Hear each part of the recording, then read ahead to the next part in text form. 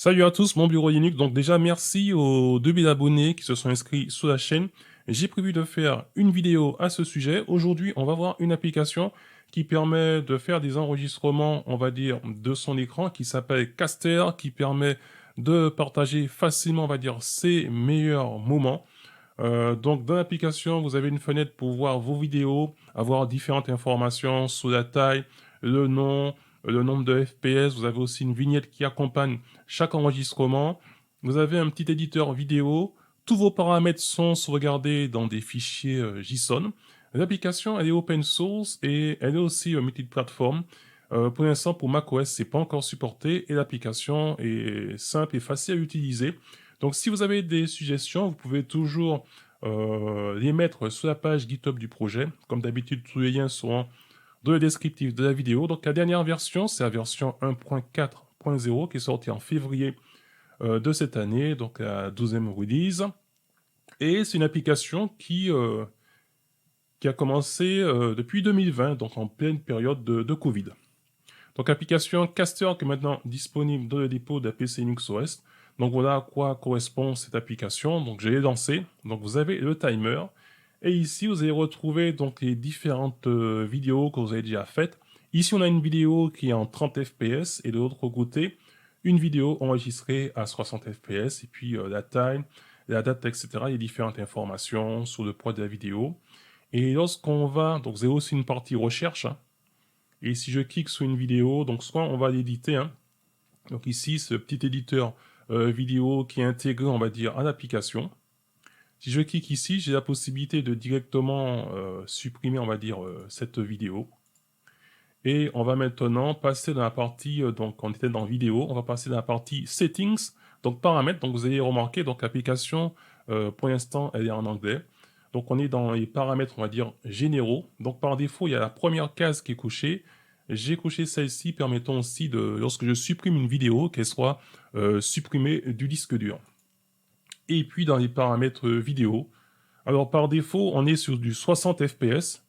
Je me suis mis sur du 30 fps. Et puis concernant donc les résolutions, vous avez du 1080p, du 1440p, du 2160p, et puis un mode in-game.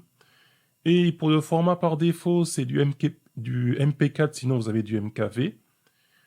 Par défaut, séparé, on va dire, les fichiers audio ne sont pas activés.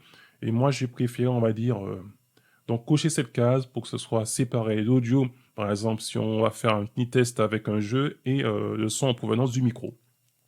Et après, où se trouvent, par exemple, vos vignettes, par exemple, pour vos vidéos et où est sauvegardé, on va dire, vos vidéos. Donc, pour les vignettes, ça va se trouver dans votre dossier utilisateur, dans le dossier document, après le dossier caster et thumbs. Et concernant les vidéos, ce sera dans votre dossier, dossier d'utilisateur et dans la partie, dans le dossier vidéo et dans le dossier caster. Donc ça, c'était pour la partie record. Vous avez aussi donc le raccourci clavier pour démarrer et arrêter, c'est F9. Vous avez une partie connexion pour vous connecter directement à votre compte YouTube. Et ici, on va avoir les différentes informations sur Caster, donc la version de Caster de Node et d'Electron. Et puis on peut vérifier si l'application elle est à jour. Donc là, je vais la tester pendant les prochains jours. Ce que j'aurais préféré qui est dans les différents, on va dire, paramètres qui me manque ici, c'est un aperçu comme on a dans Simple Screen Recorder. Donc on peut voir ce qu'on enregistre au niveau de l'écran, au cas où on a plusieurs écrans, et aussi une petite aide visuelle au niveau de l'audio pour savoir si on sature ou pas. Donc voilà, donc c'est une application qui est toute jeune, qui date de 2020, et je vais la tester pour voir si vraiment ça m'intéresse. Donc voilà, si vous avez déjà testé cette application, mais n'hésitez pas à le dire dans les commentaires de la vidéo, et on va faire un petit test avec de l'audio, hein. Je vais lancer un petit jeu. On va lancer vite fait 0 AD pour voir comment donc le logiciel se débrouille lorsqu'on parle dans le micro et qu'il enregistre aussi. Donc on a lancé un jeu. TST, Voilà. Some. Ça semble TST être OK. Prato. Et on va sortir de là. Je vais lancer maintenant un autre jeu. Et c'est celui-ci. Wildlands.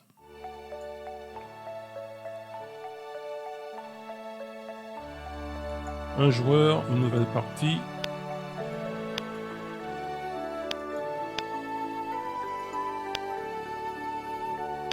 Ah, c'est simplement un test.